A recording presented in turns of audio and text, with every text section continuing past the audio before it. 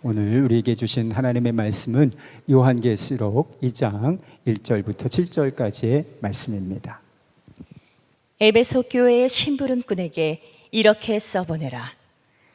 오른손에 7뼈를 쥐시고 7 금촛대 사이를 거니시는 분이 말씀하신다. 나는 내가 한 일과 내 수고와 인내를 알고 있다. 또 나는 내가 악한 자들을 참고 내버려 둘 수 없었던 것과 사도가 아니면서 사도라고 자칭하는 자들을 시험하여 그들이 거짓말쟁이임을 밝혀낸 것도 알고 있다. 너는 참고 내 이름을 위하여 고난을 견디어냈으며 낙심한 적이 없다. 그러나 너에게 나무랄 것이 있다. 그것은 내가 처음 사랑을 버린 것이다. 그러므로 내가 어디에서 떨어졌는지를 생각해내서 회개하고 처음에 하던 일을 하여라. 내가 그렇게 하지 않고 회개하지 않으면 내가 가서 내 촛대를 그 자리에서 옮기겠다. 그런데 내게는 잘하는 일이 있다. 너는 니골라당이 하는 일을 미워한다. 나도 그것을 미워한다. 귀가 있는 사람은 성령이 교회들에 하시는 말씀을 들어라. 이기는 사람에게는 내가 하나님의 낙원에 있는 생명나무의 열매를 주어서 먹게 하겠다. 우리가 정말 명심해야 될 것은 주님의 음성을 귀 기울여 들어야 한다는 것입니다. 오늘 읽은 이 에베소서 2장 1절에서 7절 말씀은 소아시아 지역에 있었던 에베소 교회에게 주님이 말씀하신 것입니다. 그때 당시에 이 에베소 교회와 소아시아 7교회는 지금 현재 우리나라 한국 교회보다 비교할 수 없이 어려운 형편에 있었습니다.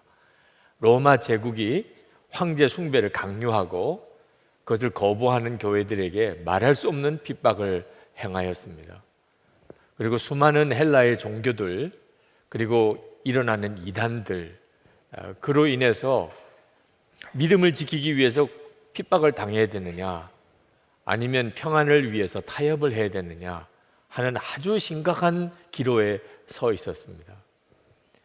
그때 우리 주님이 에베소 교회부터 시작해서 말씀을 주시기 시작을 한 겁니다. 주님이 말씀하셨다는 것은 정말 놀라운 일입니다. 2절 말씀에 보면 이렇게 말씀합니다. 나는 내가 한 일과 내 수고와 내 인내를 알고 있다.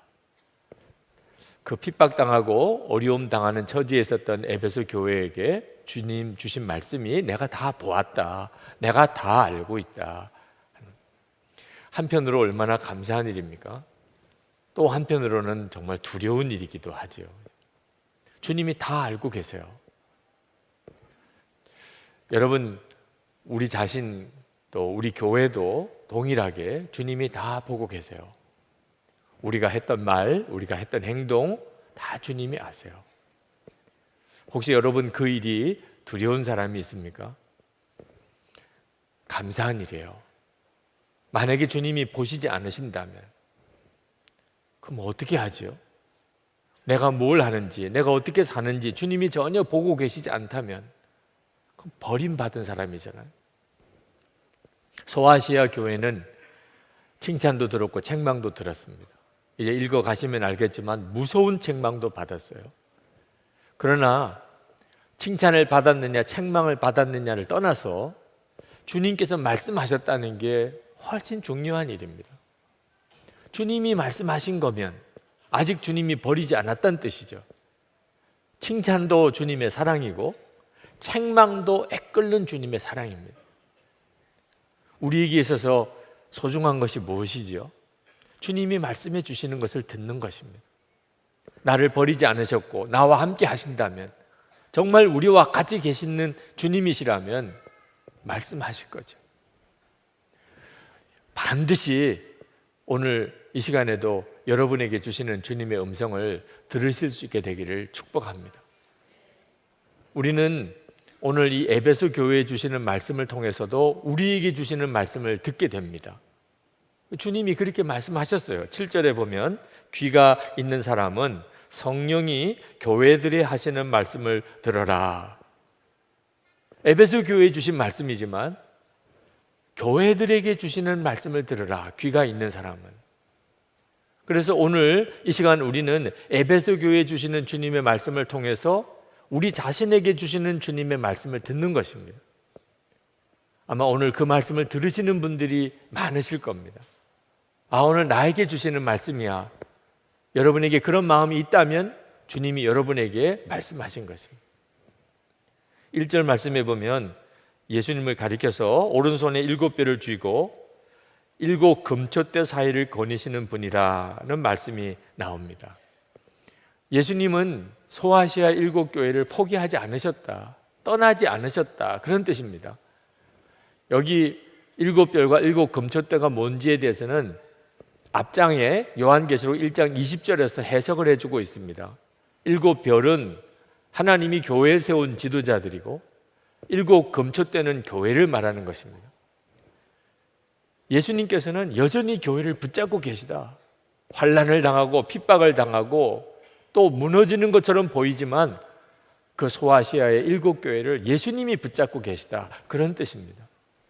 제 마음에 특별하게 와닿은 구절이 7 금초대 사이를 거니신다고 하신 것입니다. 예수님은 우리와 함께 계시는, 그저 막연하게 우리 가운데 임재하고 계시는 분이 아니십니다. 예수님이 우리와 함께 계시다는 것은 그저 교리적인 지식이 아닙니다. 예수님은 우리와 함께 계시지만 동시에 거니시는 분이십니다. 그 말은 예수님은 무언가 일하시는 분이라는, 주님은 무언가 역사하시는 분이라는 것입니다. 지금도 우리가 예배 드릴 때 예수님은 팔짱 끼고 우리가 예배 드리는 걸 가만히 지켜보고 계시는 분이 아니십니다. 이 예배 드리는 이 시간에도 여러분 사이를 거니시면서 여러분에게 말씀하시고 여러분을 터치하시고 여러분을 일으키시고 그리고 여러분의 삶 속에 우리 교회 안에 하나님의 역사를 행하시는 주님이시라는 것입니다. 저는 지난 주간에 부산 수영로교회에서 열린 어머니 금식 기도에 설교를 하고 왔습니다. 그 예배당에 사람이 들어갈 수 없을 정도로 여자 성도들이 꽉 찼습니다. 그때 하나님은 저의 마음에 말할 수 없는 위로를 주셨습니다. 그건 성도들이 많이 모였기 때문만이 아니었습니다. 지금 한국 교회는 여러 가지 부정적인 그런 평가로 뒤숭숭합니다.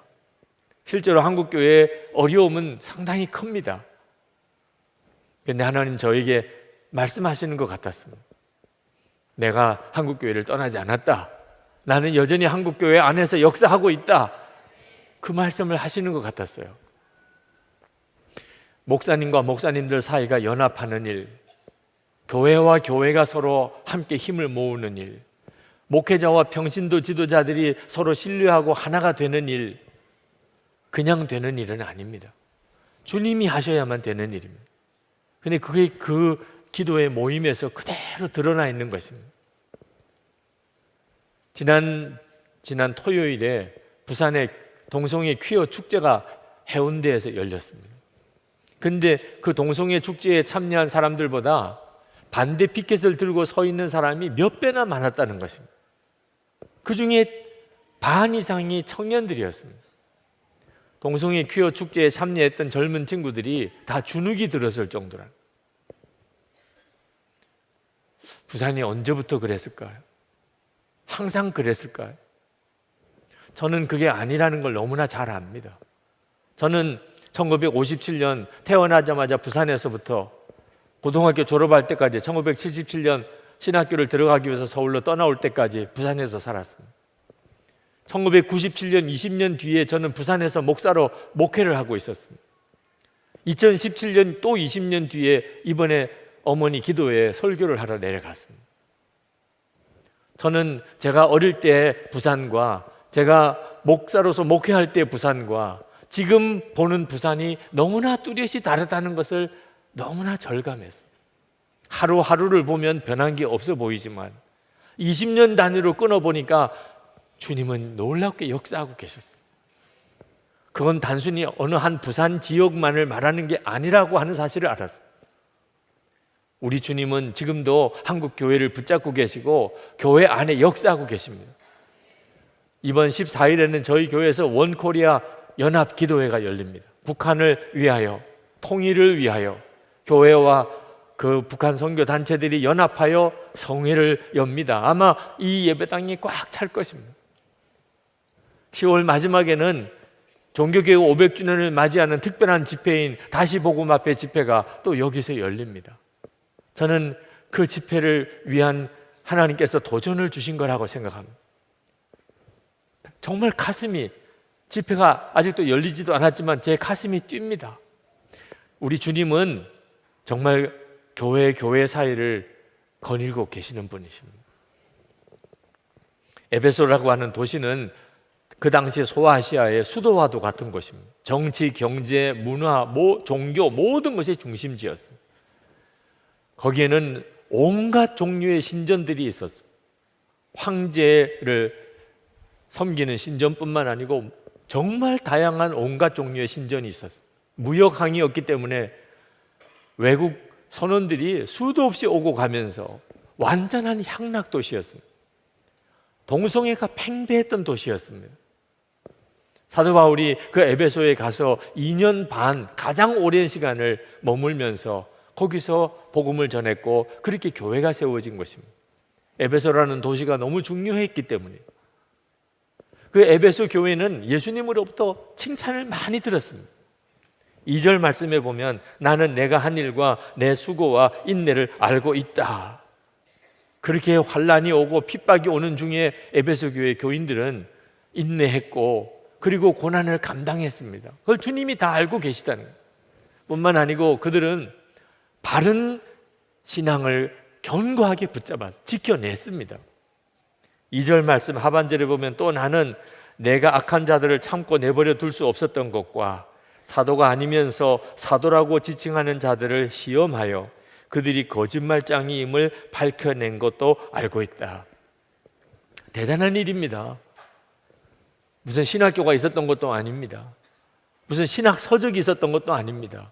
교리 서적이 하나 제대로 있었던 것도 아닙니다. 심지어 성경책조차 없었던 때입니다.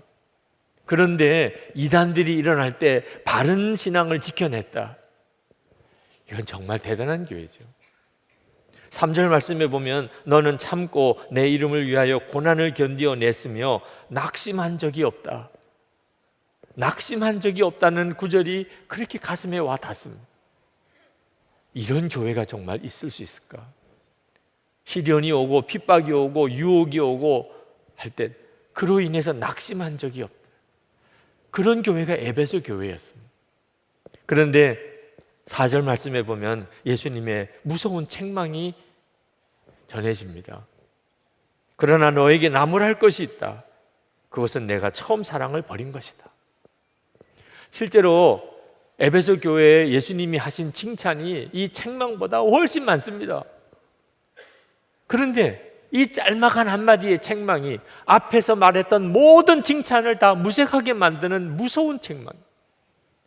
너 변했어. 너 처음 사랑 없어. 사랑하는 사람 사이에 관계에서 이 말처럼 무서운 게 없습니다. 너 변했네? 너 그때 그 사랑이 아니네? 5절 말씀에 보면 회개하지 않으면 촛대를 옮기겠다고 그러셨어요.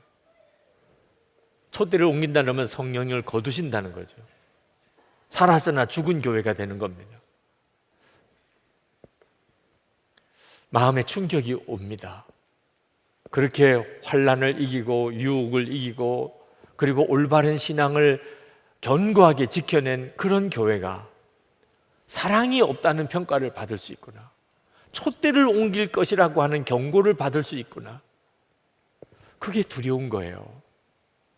우리가 나름대로 신앙생활 열심히 한다고 하지만 주님 보시는 눈에 우리는 어떻게 보일까요? 사랑이에요. 처음 사랑. 에베소 교회가 왜 이런 교회가 됐을까요? 많은 학자들이 이단들과 싸우느라고 그렇게 됐을 거라고 추측합니다. 아마 그랬을 거예요. 이단들과 싸우다 보면 사랑이 어느 순간에 내 마음에 떠나게 될 수 있습니다. 저 사람 이단 아니야? 자꾸 서로를 그런 눈으로 보기 시작하고 이단이다 아니다 서로 논쟁하기 시작하다 보면 그러면 마음속에 사랑이 어느 순간에 사라질 수 있는 거죠. 지금도 지금도 옳고 그른 거 따지다가 정작 사랑을 잃어버린 이들이 많습니다. 악한 자를 구별해내야 되고, 정말 거짓 선지자 속으면 안 되고, 세상이 교회 안에 들어오면 큰일 나죠. 어떻든지 올바른 길로 가야 되고 바른 신앙을 지켜야 하는 게 당연한 일입니다. 이건 너무너무 중요합니다. 그러나 그렇게 하느라고 사랑을 잃어버렸다면, 그러면 완전히 바보 같은 일이 되어버려요. 여러분, 정말 명심해야 합니다. 올바르게 살아야 되고, 정말 죄는 무슨 일이 있어도 다 거둬져야 돼요. 세상이 교회 안에 들어오면 안 됩니다. 옳고 그른 것은 분명히 따질 때는 따져야 됩니다. 그러나 사랑 잃어버리면 다 잃어버렸다는 거예요. 그게 주님께서 에베소 교회에 주신 말씀입니다. 에베소 교회 교인들은 하나님 앞에 항변할 게 많았을 겁니다. 하나님, 우리가 괜히 이렇게 됐겠습니까? 지금 이 환난과 핍박을 보십시오. 일어나고 있는 저 많은 이단들을 보십시오. 우리가 괜히 이렇게 메말랐겠냐 말이에요. 그러나 우리 주님은 단호하세요. 그런 핑계야, 그런 항변, 우리 주님은 한마디로 잘라 말씀하셨어요. 처음 사랑 잃어버렸다. 그걸 끝이에요. 그러므로 여러분의 마음속에 만약에 내가 사랑 잃어버리면, 그러면 그 나머지 신앙생활 아무리 잘한다고 해봐야 아무 소용이 없음을 깨달으셔야 돼요. 제가 부산에서 목회할 때 IMF 사태가 벌어졌어요. 그때 얼마나 노숙인들이 많이 생겼는지 모릅니다. 저희 교회가 부산역 근처에 있었기 때문에 부산역 갈 때마다 보는 것이 그 부산역 대합실에 노숙인들이 꽉 차 있었습니다. 그분들이 가지고 있는 애로사항이 아침 식사를 할 수가 없다는 거예요. 점심 저녁은 주는 데가 있는데 아침 주는 데가 없다는 거예요. 그래서 장로님들과 교인들과 의논했습니다. 이거 우리가 합시다. 그래서 그때부터 노숙인들 아침 식사를 교회에서 준비해서 오시는 분들에게 대접을 해드렸습니다. 얼마나 많은 분들이 오시는지, 새벽기도 끝나고 나와보면 교회 로비에 그때부터 벌써 노숙인들이 쭉 자리에 앉아 있습니다. 아침 식사를 기다리는 거죠. 근데 어느 날 교회에 도둑이 들었습니다. 새벽기도 가려고 나와 보니까 교회 사무실 문짝이 뜯어지고 캐비넷, 서랍 다 뒤집어졌습니다. 사무실에 있었던 여러 비품들 다 가져갔습니다. 그 모습을 보고 마음에 어떤 생각이 들었냐면, 노숙인들이 이렇게 한 거 아니야? 하도 그 노숙인들이 교회에 자주 많이 오니까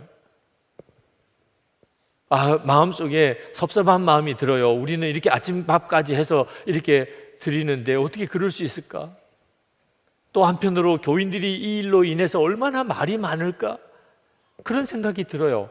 노숙인들 아침 식사 대접하는 것을 모든 교인이 다 좋아하는 건 아니었어요. 어떤 교인들은 상당히 싫어하는 내색이 뚜렷했고, 어떤 교인들은 걱정을 하기도 했습니다. 이렇게 노숙인들이 교회에 많이 와 있으면 전도해서 새 가족이 오기가 어렵지 않겠느냐, 그런 분들도 있었어요. 이제 교회에 도둑 맞았다 그러면 얼마나 말들은 또 많을까. 새벽에 기도하는데 마음이 너무 힘들어요. 하나님, 잘하느라고 애를 썼는데 왜 이 교회에 이런 어려움이 생깁니까? 저 노숙인들을 어떻게 해야 됩니까? 계속 급식을 해야 됩니까? 근데 그때 하나님께서 제 마음에 불현듯 깨닫게 하셨어요. 진짜 도둑은 제 마음속에 있다. 교회 안에 도둑이 들었어요. 교회 중요한 비품들도 다 가져갔습니다. 그러나 그보다 비교할 수 없이 무서운 도둑이 교회 담임 목사인 제 마음속에 들어와 있는 거예요. 사랑을 도둑질해 가는 거예요.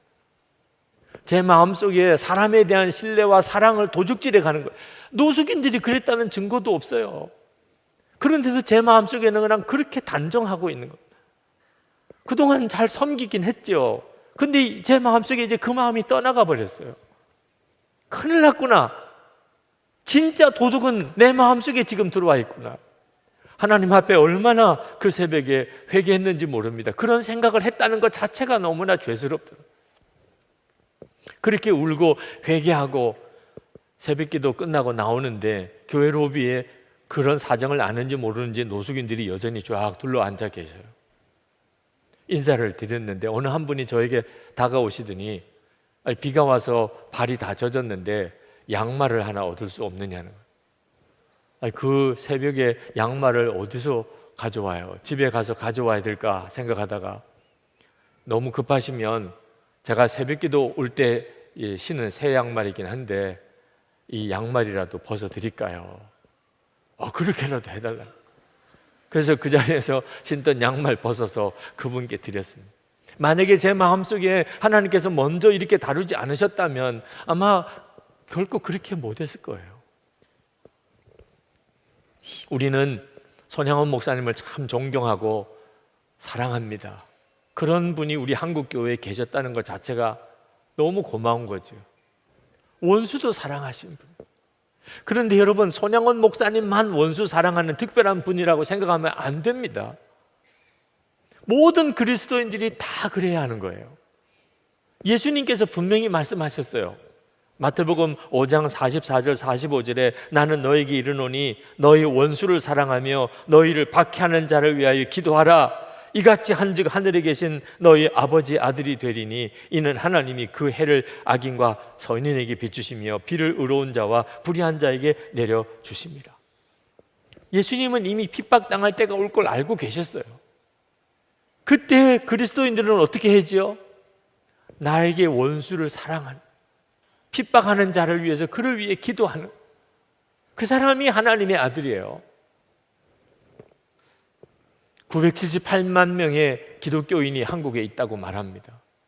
978만 명의 기독교인이 손양원 목사님과 같은 믿음, 손양원 목사님과 같은 사랑으로 산다면 한국이 뒤집어지지요. 이 한국을 뒤집는 일은 결국 저와 여러분에게 달려있는 것입니다. 선한목자교회가 출석 교인 수가 3,000명이 넘어설 때쯤, 그때쯤입니다. 교회는 계속 날로 성장하고 있었어요. 그때 당시에 우리의 가장 중요한 현안은 이 교회 건축비 부채를 어떻게 상환하느냐, 그리고 이 예배당을 도대체 어떻게 사람으로 채우느냐, 그게 가장 중요한 현안이었어요. 그런데 하나님이 교회를 점점 좋은 소문이 나게 하시면서 예배당이 차가고 있는 겁니다. 아주 좋은 거죠. 그런데 마음에는 두려운 마음이 임했어요. 무언가가 잘못되고 있는 것 같아요. 왜 이럴까? 모든 것은 다 지표가 좋아요. 예배 때마다 새 가족들이 많이 옵니다. 그런데 왜 이렇게 불안하죠? 그때 켄 블렌차드가 쓴 사랑으로 소문난 교회라는 책을 읽었습니다. 충격을 받았습니다. 선한목자교회가 사랑으로 소문났나? 여러 가지로 소문이 나고 있었습니다. 그러나 사랑으로 소문난 건 도무지 자신할 수가 없었어요. 그러면 우리 교회는 위기인 교회예요. 문제가 많은 교회예요. 여러분 자신이 예수 믿는 사람으로 실제로 지금 어떤 상태에 있는지는 사랑으로 소문났는지를 봐야 돼요. 여러분의 가족들, 친척들, 주변의 친구들에게 사랑으로 소문났습니까? 그러면 여러분은 아주 좋은 크리스찬이에요. 교회가 교회다운 교회인 것은 뭘 가지고 판단하지요? 교인 수, 건물 아니에요. 담임 목사 아니에요. 설교도 아니에요. 사랑으로 소문났느냐. 그때부터 저희 교회 핵심적인 우리 교회의 과제, 우리가 교회가 붙들고 하는 핵심 가치가 사랑으로 소문난 교회가 되는 것이었습니다. 그러나 사랑으로 소문난 교회가 되는 일은 대단히 어려운 일이었어요. 그게 구호 한 번으로 되는 문제가 아니었습니다. 교회가 사랑으로 소문날 정도가 되려면 온 교우들이 사랑으로 소문나야 하는 거거든요. 이게 과연 가능한 일인가? 고민이 왔습니다. 그때 기도하는 중에 하나님이 저에게 책망하셨어요. 너 이것에 대해서는 할 수 있다, 할 수 없다, 말할 수 없어. 가능하다, 불가능하다, 너 그렇게 말하면 안 된다는 거예요. 이건 선택의 문제가 아니라는 것입니다. 마태복음 7장 21절에 나더러 주여 주여 하는 자마다 다 천국에 들어갈 것이 아니요 다만 하늘에 계신 내 아버지의 뜻대로 행하는 자라야 들어가리라. 고린도전서 13장 2절, 내가 예언하는 능력이 있어 모든 비밀과 모든 지식을 알고 또 산을 옮길 만한 모든 믿음이 있을지라도 사랑이 없으면 내가 아무것도 아니요. 요한일서 3장 15절, 그 형제를 미워하는 자마다 살인하는 자니 살인하는 자마다 영생이 그 속에 거하지 아니하는 것을 너희가 아는 바라. 두려운 말씀이죠. 여러분이 사랑으로 소문나고 우리 교회가 사랑으로 소문나는 것은 이건 해도 되고 안 해도 되는 문제가 아닙니다. 뭐 쉽다 어렵다 그렇게 지금 말할 문제가 아닙니다. 이건 반드시 되어져야 하는 것입니다. 세상 끝날에는 무슨 징조가 있을까요? 주님은 말씀하셨어요. 마태복음 24장 12절에 보면 많은 사람의 사랑이 식어지리라. 내 마음속에 사랑이 식어지는 게 가장 두려운 거예요. 우리 가족들, 친척들 사이에 사랑이 식어지는, 교인들의 모임 속에 사랑이 식어지는 게 가장 두려운 일이에요. 이건 정말 우리가 무슨 일이 있어도 살펴야 되고 지켜야 되는 거예요. 혹시 여러분 마음에 처음 사랑 잃어버리지 않았습니까? 어느 순간에 내 말이 자꾸 거칠어지고 자꾸 이 사람 저 사람에 대해서 원망하는 말만 나오고 내 얼굴에 웃음이 사라졌어요. 큰일 난 겁니다. 사랑이 있는 사람은 그럴 수가 없거든요. 아, 내게 처음 사랑이 없구나. 이거 깨닫는 것만 가지고도 대단한 일입니다. 내게 처음 사랑이 없구나. 그래야 회개도 하고 돌이킬 수도 있잖아요. 예수님께서 에베소 교회에게 내린 처방이 무엇이냐? 5절 말씀에 내가 어디에서 떨어졌는지를 생각해내서 회개하고 처음에 하던 일을 하여라. 처음 우리가 주님을 만났을 때, 처음 십자가 복음을 깨달았을 때, 처음 성령의 체험을 했을 때, 그때 생각해 보세요.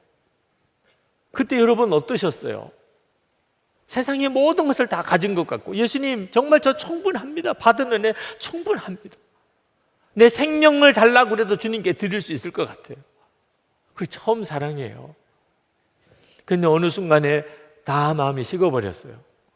원망도 불평도 많고 남하고 비교하고, 그리고 사람들에게 이 사람 저 사람 다 마음에 안 들고 나도 모르게 자꾸 말이 거친 말이 나온다면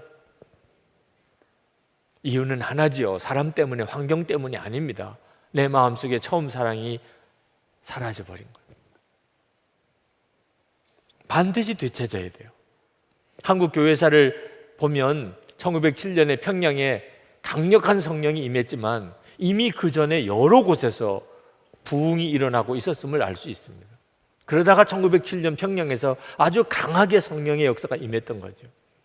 그 중에 하나가 황해도에 있는 소래교회입니다. 그 소래교회는 선교사님이 와서 개척한 교회도 아니고 그저 우리 한국 사람들이 복음을 받아들이고 그곳에 예배당을 만들고 교회가 된 거죠.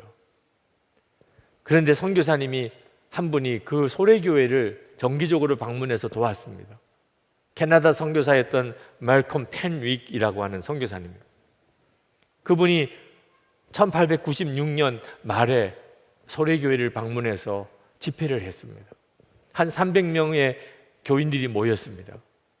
찬송하고 기도하고 그렇게 집회가 진행이 되는데 이 펜윅 선교사님이 지난번과 다르다는 걸 느꼈어요. 그래서 예배가 끝나고 난 다음에 그 교회 지도자 한 분을 불렀습니다. 오늘 함께 예배 드리면서 집회하면서 하나님이 함께 하시지 않는다고 당신도 느끼셨죠? 하나님이 함께 하시는 것 같지 않아요?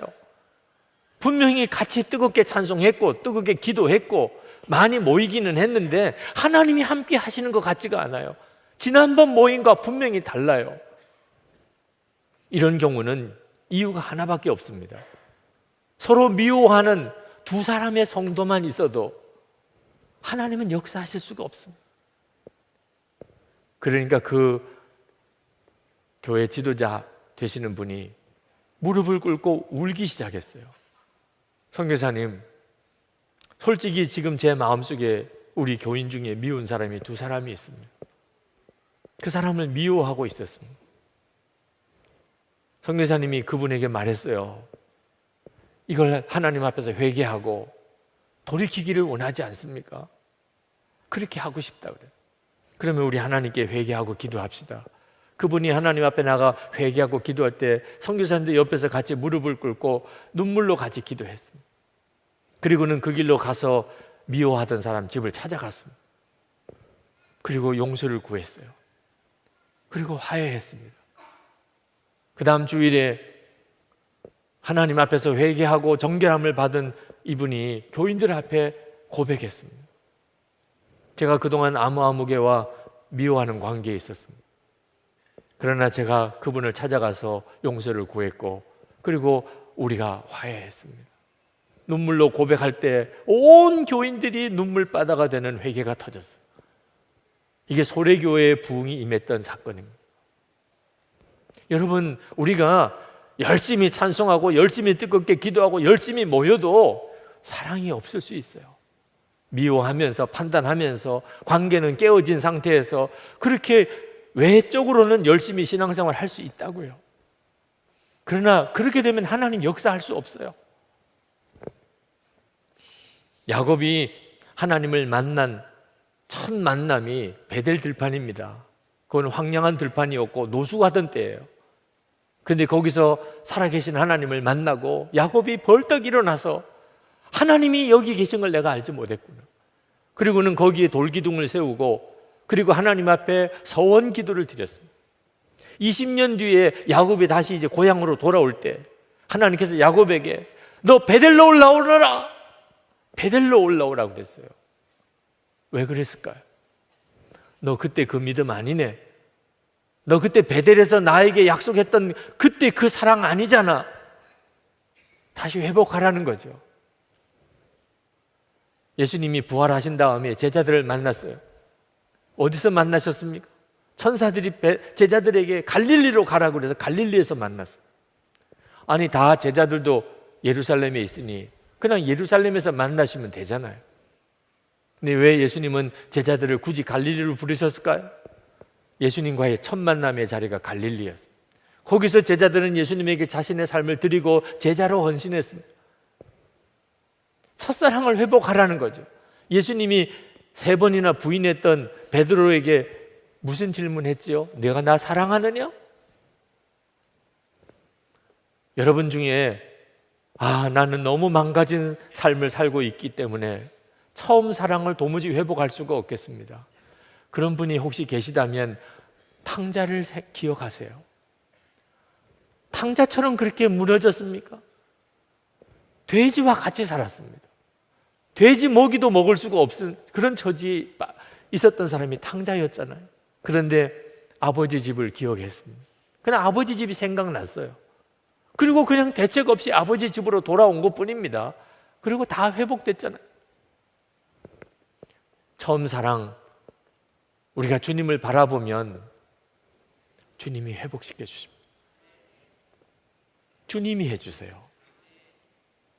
여러분, 우리가 처음 사랑을 회복하려면 나는 죽고 예수로 사는 그 믿음으로 살아야 합니다. 나는 죽었다. 그러면 여러분 뭐하고 살겠어요? 나는 죽었다. 그럼 이제부터 뭐하고 살겠어요? 사랑만 하며 사는 거죠. 그동안에 내가 죽었다는 걸 받아들이지 않으니까 부부관계든 부모 자식 관계든 친척 관계든 친구 관계든 항상 중심은 나예요. 나는 어떻게 하지? 나는 자기중심, 철저한 이기심, 그것 때문에 우리는 평생 한번 제대로 사랑도 못 해보고 그렇게 인생을 끝내는 거예요. 나를 사랑하는 그 사랑 때문에 한 번 제대로 사랑해야 될 사람 사랑도 못 해보고 진짜 사랑 주어보지도 못하고 그렇게 끝난다니까요. 근데 나는 죽었어요. 정말 뭐하고 살죠? 이제부터 사랑만 하며 사는 거죠. 오늘 이 성찬은 우리에게 처음 사랑을 회복시켜 주시는 참으로 귀한 은혜의 시간입니다. 왜냐하면 성찬 때 우리가 진짜 믿음으로 성찬을 받으면 사랑의 주님을 바라보게 됩니다. 에베소 교회 그렇게 믿음이 좋았고 환난도 핍박도 이겼던 그 교회가 왜 처음 사랑 잃어버렸을까요? 핍박하는 자 바라보고 살았기 때문에, 이단들 바라보고 살았기 때문에. 주님 바라보지 못하면, 어떤 이유가 됐든지 주님 바라보지 못하면 우리의 마음속에는 어느 순간 사랑은 다 떠납니다. 그런데 우리가 항상 주님을 바라보면, 사랑의 주님이세요. 그 주님이 나와 함께 계신 것을 내가 계속 바라보면 말이 사랑이 되고 행동이 사랑이 됩니다. 성찬은 정말 기가 막힌 그런 은혜의 시간이에요. 여러분, 믿음으로 성찬을 받으셔야 돼요. 주님은 나와 함께 계시고 나와 한 몸이 되셨다. 이 믿음으로 떡과 포도즙을 먹고 마실 때 이건 말할 수 없는 은혜예요. 은혜의 확증이에요. 믿음 없이 받으면 그저 떡과 포도즙만 먹고 끝나는 것입니다. 오늘 이 시간 주님은 우리에게 처음 사랑을 회복하게 해주시기를 원하십니다. 성찬을 받을 때 그 은혜를 다 받으시기 바랍니다. 우리 같이 기도하시고 성찬을 받겠는데, 주여 제게 첫사랑의 눈을 뜨게 해주소서. 사랑의 주님을 바라보는 눈이 열리게 해주소서. 이제는 정말 사랑으로 주님과 동행하며 살게 해주옵소서. 우리 다 같이 통성으로 기도하겠습니다.